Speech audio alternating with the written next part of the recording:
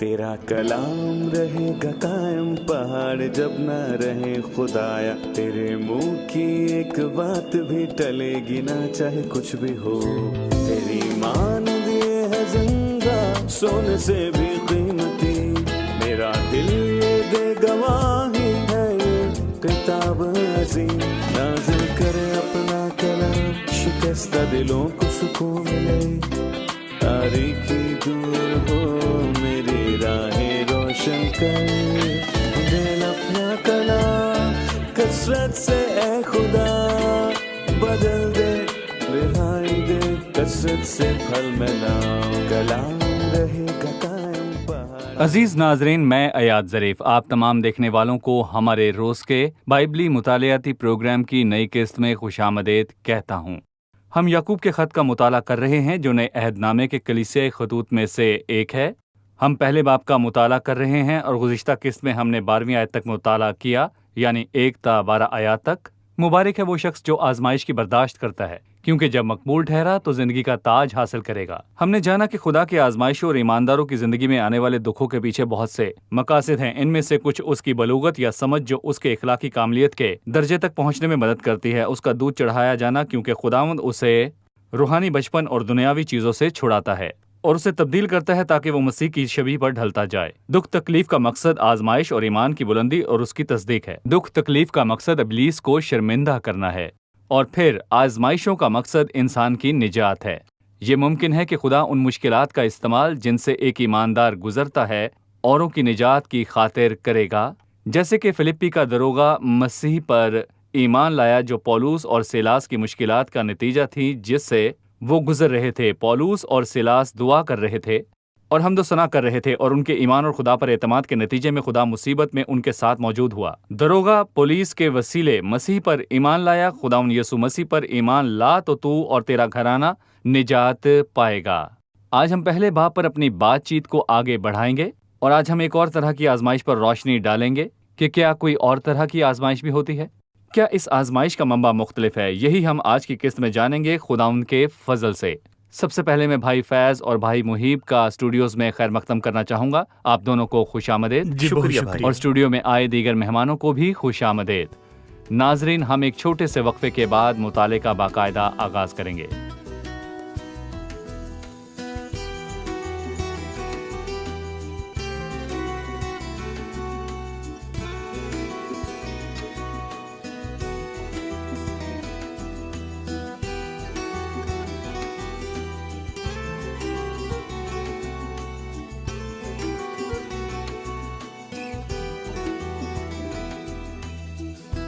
खुशामदीद। शुक्रिया। लाखों लोगों के सामने आपके साथ मिलकर बाइबल का मुताला करने पर मुझे बेहद खुशी महसूस हो रही है और हम दुआ करते हैं कि खुदावंद इन अल्फाज को इस्तेमाल करे और बाइबल को खोले जिसका मुताला हम कर रहे हैं। और हमारी दिली ख्वाहिश है कि खुदावंद के आने तक बहुत से लोग बाइबल को समझ पाएं और वो कलाम से बहुत कुछ सीखें। आमीन। आमीन। ठीक है, अब मैं 13वीं आयत से 15वीं आयत तक पढ़ना चाहूंगा, उसके बाद आपसे सवाल करूंगा। जब कोई आजमाया जाए तो ये ना कहे कि मेरी आजमाइश खुदा की तरफ से होती है, क्योंकि ना तो खुदा बदी से आजमाया जा सकता है और ना वो किसी को आजमाता है। हाँ, हर शख्स अपनी ही ख्वाहिशों में खिंचकर और फंसकर आजमाया जाता है। फिर ख्वाहिश हामला होकर गुनाह को जनती है और गुनाह जब बढ़ चुका तो मौत पैदा करता है।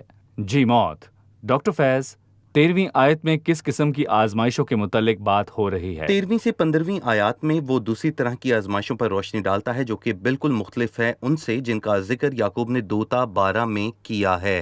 पहली तरह की आजमाइश का मंबा खुदा है जो कि नई फितरत की बेहतरीन खूबियों को पैदा करती है जो कि हम में ना थी, लेकिन जब खुदावंद इस तरह की आजमाइशों की इजाज़त देता है तो ये खूबियाँ ज़ाहिर होती हैं जो कि नई फितरत की खूबियाँ हैं। नतीजा ज़िंदगी का ताज है। यहाँ 13 से 15 आयत में दूसरी तरह की आजमाइशें हैं जिनका मंबा खुदा है। उनका मंबा बदकार बदन है जो हम में पोशीदा है, शहवत जो हमारे दिल की गहराइयों में है, यानी हमारे बदकार बदन के अंदर। ये आजमाइशें बदतरीन खुसूसियात को जाहिर करती हैं जिनका ताल्लुक उसकी गिरी हुई फितरत से होता है जो उनकी पैरवी करता है, जिनका नतीजा मैं कहूँगा कि मौत है, चाहे फिर वो इखलाकी हो या फिर रूहानी। یہاں تک کہ وہ خدا کی تعدیب کے تحت جسمانی موت بھی ہو سکتی ہے، اور اگر ایماندار گناہ کرتا ہے تو ایسے نتائج دیکھے گا، وہ انہیں گرانے پر بازد ہے۔ اس کی ضد تعدیب کے تحت اس کی موت کا سبب بن سکتی ہے، کیونکہ وہ اپنے گناہوں سے توبہ نہیں کر رہا۔ اس لیے دوسری آزمائشیں موجود ہیں اور میں انہیں ناپاک آزمائشیں کہنا پسند کروں گا۔ شروع کی آیات میں ہم پاک آزمائش اور پاک دکھ تکلیف کے متعلق پڑھتے ہیں، جو ایک ایماندار کی بلوغت یا سمجھ پر کام کرتا ہے، لیکن یہاں ہم ایک دوسری طرح کی آزمائش کے متعلق پڑھتے ہیں جو ناپاک ہے۔ اس سے پیشتر کہ ہم اس پر تفصیلی بات کریں، جبکہ وہ کہتا ہے جب کوئی آزمایا جائے تو یہ نہ کہے کہ میری آزمائش خدا کی طرف سے ہوتی ہے، کیونکہ نہ تو خدا بدی سے آزمایا جا سکتا ہے اور نہ وہ کسی کو آزماتا ہے۔ میں آپ سے اس کا مطلب جاننا چاہوں گا۔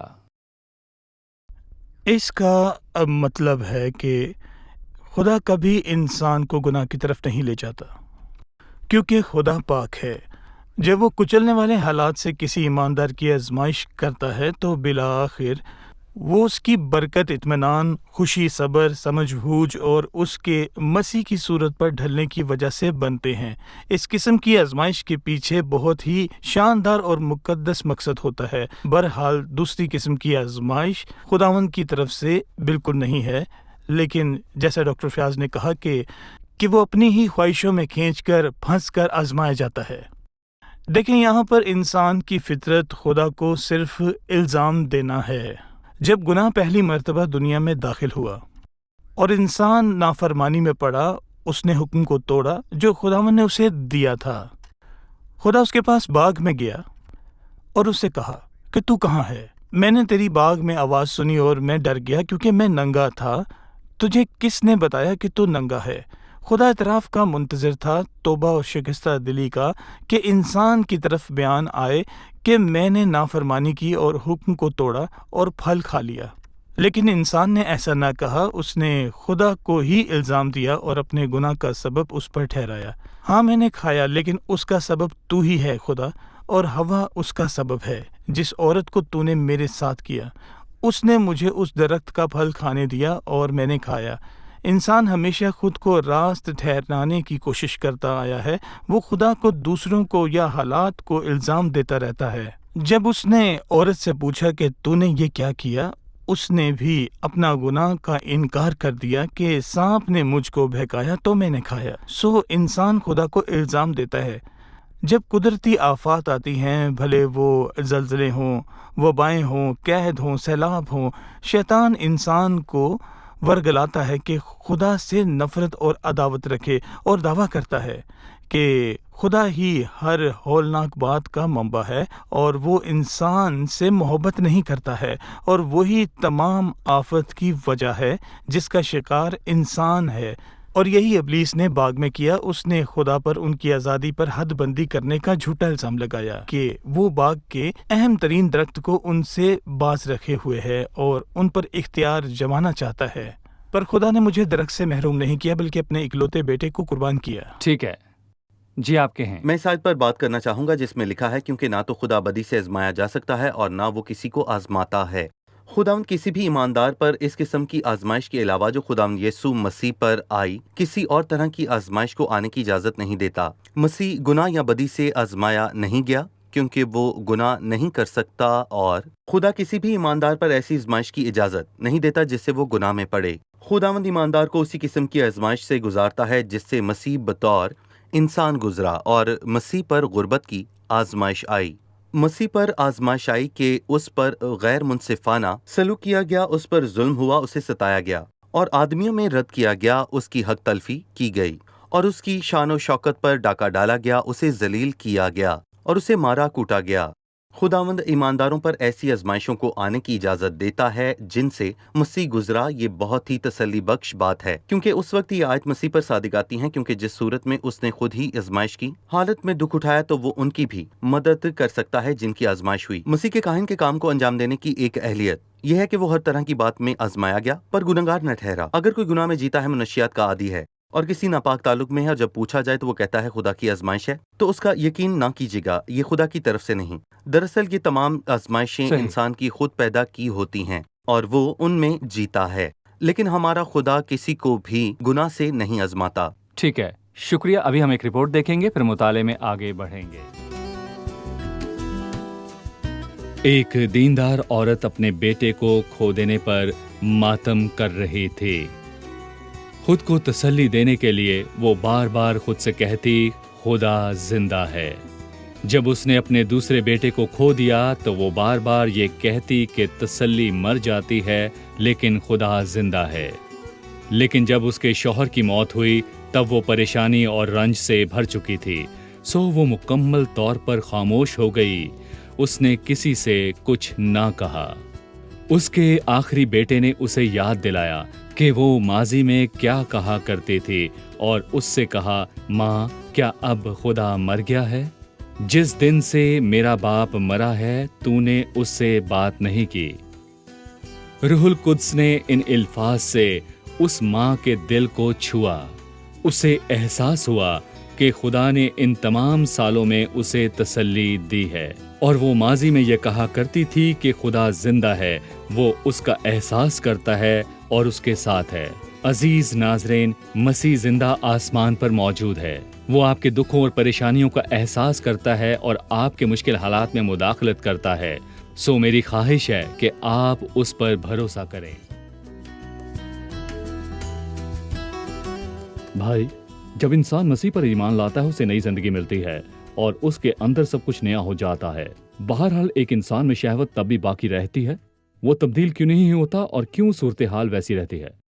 जी, हम समझते हैं कि जब इंसान नए सिरे से पैदा होता है तो पुरानी इंसानियत और गिरी फितरत जाती रहती है और हर चीज नई हो जाती है। तो फिर अंदरूनी शहवत का तस्करा क्यों हो रहा है? देखिए, पुरानी फितरत तब्दील नहीं होती और ईमानदार की अंदरूनी हस्ती से मिटाई नहीं जाती इसके नए सिरे से पैदा होने के बाद भी। लेकिन ये होता है कि वो नई फितरत तो पा लेता है जो खुदा की फितरत है।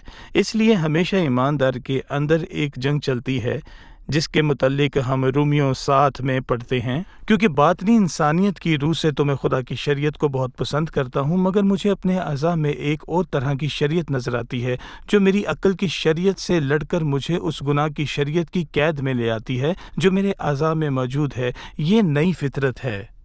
कभी कभार ईमानदार जीत जाता है रूहुल कुद्स की मदद से जब वो जिस्म और उसकी ख्वाहिशात पर लगाम डालता है, जबकि वो जिस्म की ख्वाहिशात से हार जाता है। पर हर शख्स अपनी ही ख्वाहिशात में खींच कर फंस जाता है। सो गिरी हुई फितरत हमारे अंदर जी, ये मौजूद अभी है। हमें मौजूद हम है। उससे कब छुटकारा पाएंगे? ये आखिर कब तक हम में रहकर हमें गुनाह पर माइल करती रहेगी? आखिर कब तक? देखें, जब तक हम इस दुनिया में हैं, जिस्मानी फितरत अपनी तमाम तर ख्वाहिशात के साथ हम में रहेगी और ये उम्र के साथ तब्दील नहीं होती है। ये जिस्मानी बीमारियों की वजह से तब्दील नहीं होती। बदन इंसान के ज़मीन पर आखिरी दिन तक वैसा ही रहता है जब तक कि वो मर नहीं जाता। जब वो खुदावन के पास जाता है, वो हमारे कमज़ोर बदनों को अपने जलाली बदन की मानिंद बना देगा। तब ही हम इस फितरत से छुटकारा पा सकते हैं। ठीक है। मुझे पुराने अहदनामे का एक मंजर बहुत पसंद है जो कि मिसाली है। अंबियाज़ादे अलीशा के सामने बैठे थे। वो दिन मुश्किल के दिन थे और फाका पड़ा था, लेकिन अलीशा ने उनसे कहा, मैं तुम्हें खिलाऊंगा। और उसने अपने खादिम से कहा, बड़ी देग चढ़ा दे और इन अंबियाज़ादों के लिए लपसी पका। और उनमें से एक खेत को गया और कुछ तरकारी चुन लाया। जब वो खा रहे थे तो एक चला उठा, इसमें मौत है। मैं तसव्वुर करता हूँ कि हर ईमानदार अपने दिल के अंदर झांके और उसे नई फितरत की ख्वाहिशात नजर आईं तो भी वो चिल्ला उठे कि बड़ी मुश्किल है। ऐ मर्द खुदा, देग में मौत है और इंसान बर्तन है जो खुद परस्त है और मैं उस गुनाह से थक चुका हूँ जो मुझ में है। मैं क्या करूँ? मैं अलीशा को यहाँ पर 2 मशवरे देता और उससे कहता कि देग को तोड़ दे और उससे जान छुड़ा और नया बर्तन ला जिसमें कोई जहर नहीं। पर वो ऐसा नहीं करता। वो कहता है, मुझे मार डाल, मेरी जान ले ले और मेरी मुश्किलात से मुझे आराम दे। और फिर कहता है, नहीं मैं ऐसा नहीं करूंगा, मैं बर्तन रखूंगा, तू रहेगा। पर वो ऐसा क्यों कहता है? मेरे पास हल है। क्या तुझे ऐसा लगता है कि मैं तुझे आराम देने के लिए तेरी जिंदगी खत्म करूंगा? वो कहता है मौजज़ा करके ये जहर मुझसे दूर हो जाए। और वो कहता है, नहीं मैं ऐसा नहीं करूंगा। खुदा का तरीका ये नहीं है। वो आटे को देग में डालता है तो फिर देग में किसी किस्म की मुज़ी चीज ना रही। पर मसला ये है कि हमें आसान हल चाहिए ताकि हम आराम से जिएं और गुनाहों से हम दुख ना उठाएं। और हल यह है कि मरे बिना आराम से रहना। ऐसा भी नहीं है कि खुदावंद मौजज़ा ना करे और हम एकदम गुनाह से छुटकारा पा जाएं। नहीं, खुदा आटे के जरिए मसला हल करता है। آٹا لاؤ اور دیگ میں ڈال دو اور وہ آٹا مسیح ہے. مسیح سے سیر ہو، مسیح مسیح سے سے پر ہو پر ہو جائیں. جائیں. اس طرح ہم پرانی انسانیت جسم کی خواہشوں کو بھول جائیں گے، یعنی پرانی فطرت کی جبلتوں کو، اور ہم دیکھیں گے کہ دیگ میں کوئی موذی چیز نہ رہی. جی دیکھیں روح کے ٹھیک ہے. موافق چلو تو پورا جسم نہ کی کرو خواہش گے. کو ہرگز پورا نہ کرو گے. ڈاکٹر محیب، میں ایک سوال بار بار کرتا ہوں، چونکہ مسیح بیابان میں شیطان سے آزمایا گیا اور یقیناً اس قسم کی آزمائش کا مقصد یہ تھا کہ وہ اسے گناہ کی طرف دھکیلے. بہرحال مسیح کے حوالے سے معروف ہے کہ وہ گر نہیں سکتا تھا، کیونکہ اس میں گری ہوئی فطرت نہ تھی جو ہم میں ہے، جو کسی بھی انسان میں ہوتی ہے. بھلے ہی وہ مسیح کو قبول کر لے، تو پھر مسیح کیوں آزمایا گیا جبکہ اس کا آزمائش میں گر جانا ناممکن تھا؟ مسیح بطور انسان آزمایا گیا تاکہ اپنی انسانیت کی کاملیت کو ثابت کرے کہ وہ گر نہیں سکتا ہے. ہمیں اس بات کا پورا یقین ہونا چاہیے کہ مسیح گناہ سے پاک تھا. اس نے نہ صرف گناہ نہ کیا بلکہ اس میں گناہ نہ تھا. پالوس کہتا ہے جو گناہ سے واقف نہ تھا. پطرس کہتا ہے جس نے کوئی گناہ نہ کیا. یوحنا کہتا ہے کہ اس کی ذات میں گناہ نہیں. یسوع نے بذات خود یوحنا 14 میں کہا کہ دنیا کا سردار آتا ہے، مجھ میں اس کا کچھ نہیں ہے. اور دیکھیں جب شیطان ہمیں آزماتا ہے تو وہ ہم پر کوئی نہ کوئی ایسا دعویٰ کرتا ہے.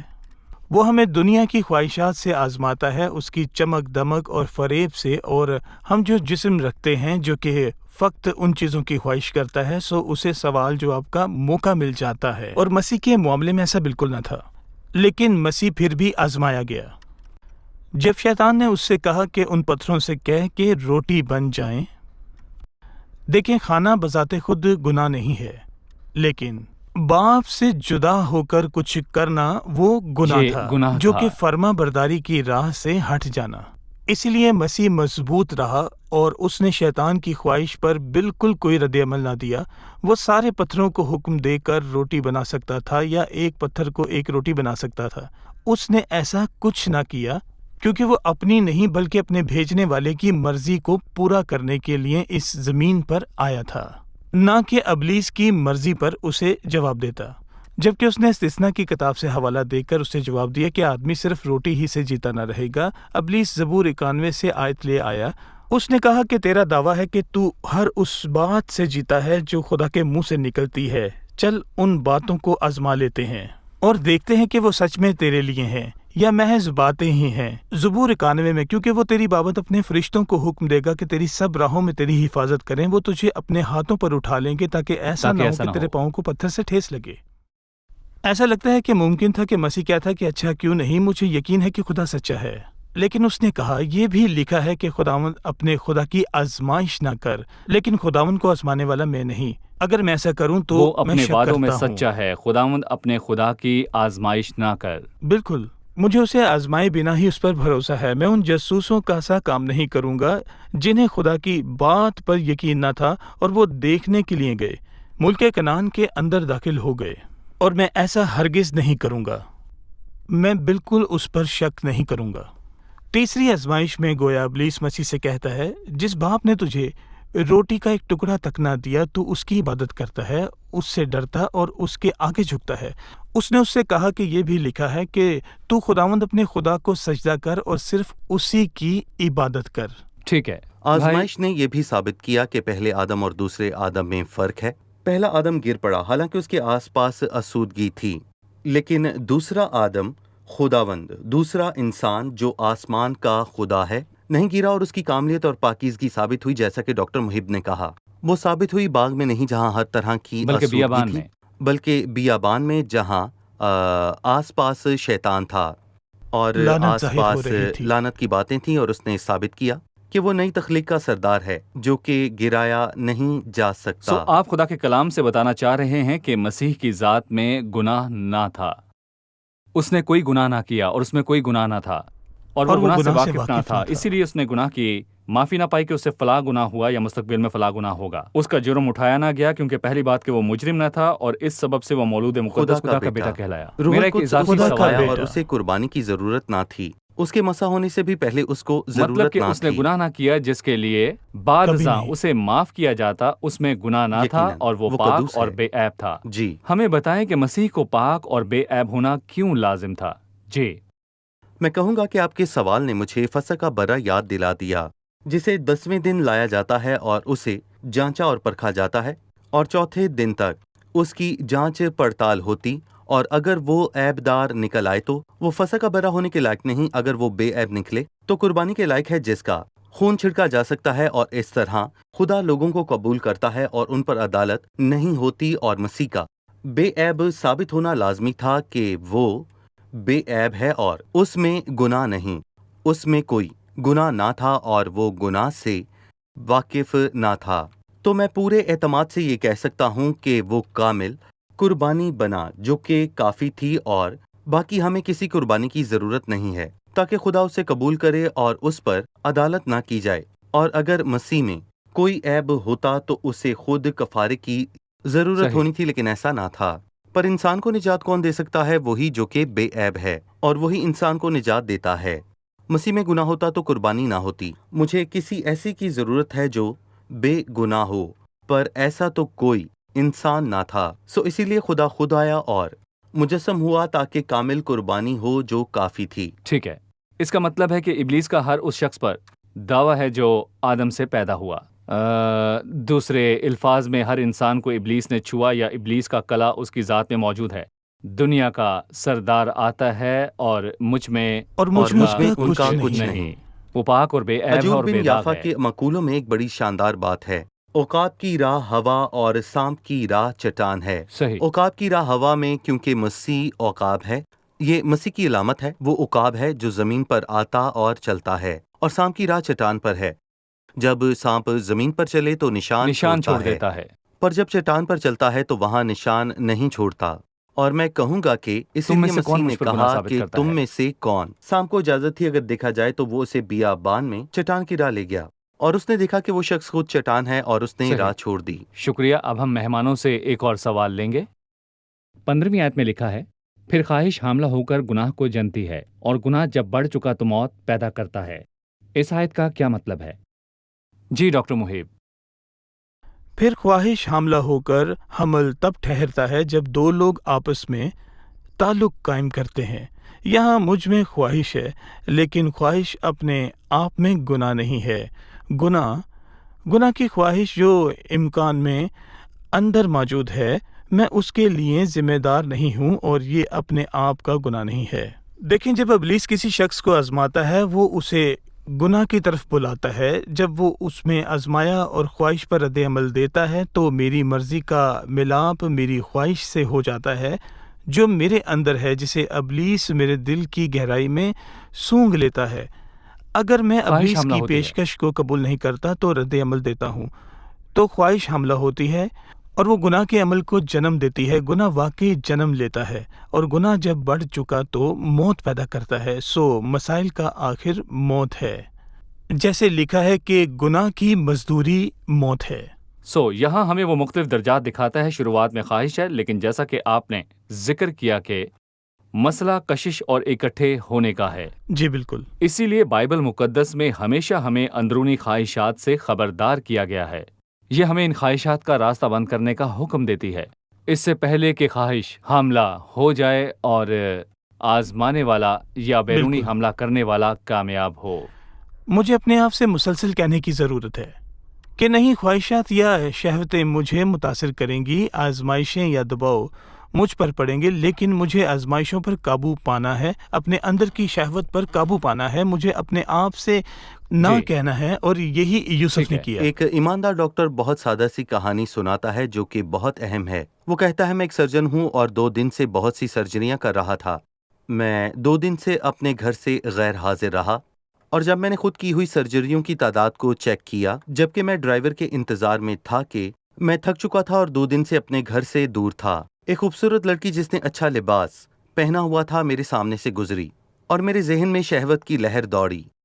تو اس ڈاکٹر نے سوچا کہ میں اس طرح کے جذبات میں اور بہہ جاؤں گا۔ ڈاکٹر نے کہا کہ اس میں بھی میرے لیے سبق ہے کہ میں اپنے دل کو خدا کی طرف اٹھاؤں اور کہوں کہ آئے میرے خداوند، مجھے تو اپنے میرے سینے آسمانی سے باپ لگا لے اور پھر اپنی آغوش میں لے لے، حفاظت کر۔ اور اس نے گناہ کو جنم دینے والی راہ کو ہی بند کر دیا اور اپنا دل خدا کی طرف لگایا تو فوراً ہی میرے لیے آسمان سے مدد آ گئی۔ میں نے اپنی آنکھوں کو کھولا اور مجھے نہیں تھا پتا کہ وہ لڑکی جا چکی ہے کہ وہیں ہے۔ آزمائش ختم ہوئی، وہ دائرہ ٹوٹ گیا، آزمائش گزر گئی، لیکن مسئلہ یہ ہے کہ ہم باتوں کو غیر سنجیدہ جانتے ہیں اور ہم بہت گناہ کو آگے جنم دینے میں نکل امداد جاتے ہیں۔ فراہم کرتے اور میں ہیں۔ کہوں گا کہ ہم شہوت کی راہ کو بند کرنے کی کوشش نہیں کرتے۔ ایک گیت ہے جس میں یہی بات لکھی ہوئی ہے ڈاکٹر فیاض، وہ یوں ہے کہ اے خداوند آزمانے فساد والی سے۔ شہوتوں اور فساد سے بھاگنے میں ہماری مدد کر۔ اگر کسی روز دنیا کا دباؤ بڑھ جائے تو ہماری مدد کر کے تیری باہوں میں اس خوبصورت دھوڑ گیت کے کے ساتھ چلے ہی آئیں۔ ہمارا وقت پورا ہوا، وقت اڑ جاتا ہے۔ خداوند آپ کو برکت دے۔ اب ہم مہمانوں سے ان کی رائے جانیں گے۔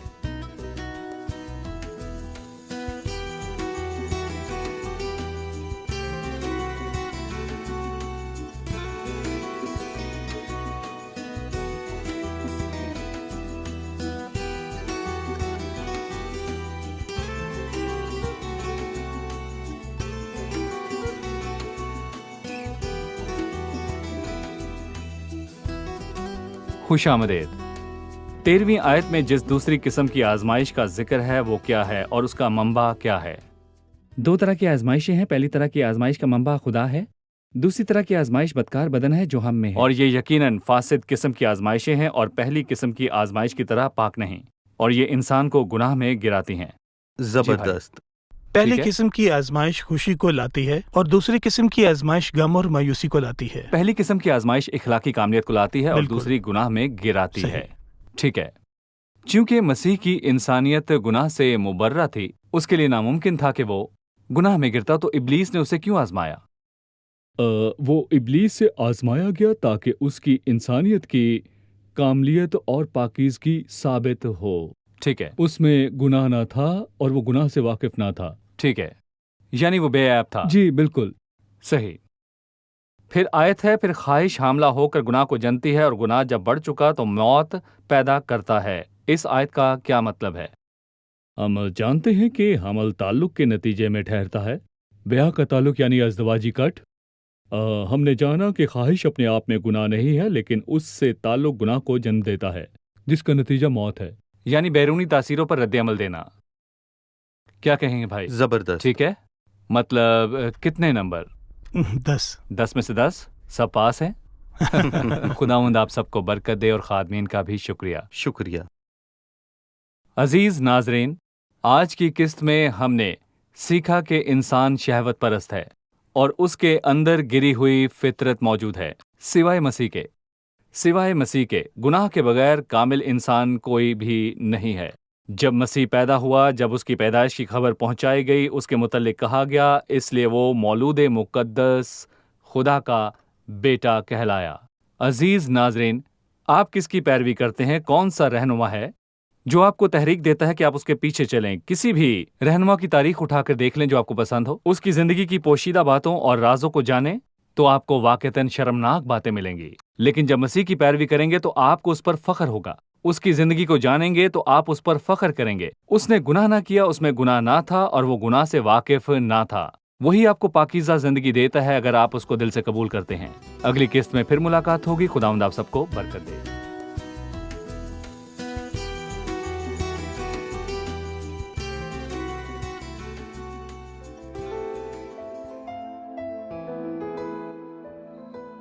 تیرا کلام رہے گا قائم، پہاڑ جب نہ رہے خدایا، تیرے منہ کی ایک بات بھی ٹلے گی نہ، چاہے کچھ بھی ہو۔ تیری مانند یہ ہے زندہ، سونے سے بھی قیمتی، میرا دل یہ دے گواہی ہے، یہ کتاب عظیم نازل کرے اپنا کلام، شکستہ دلوں کو سکون ملے، تاریکی دور ہو میری راہیں روشن کر، دل اپنا کلام کثرت سے اے خدا بدل دے، رہائی دے کثرت سے پھل ملاؤ۔ کلام رہے گا قائم، پہاڑ جب نہ رہے خدایا، تیرے منہ کی ایک بات بھی ٹلے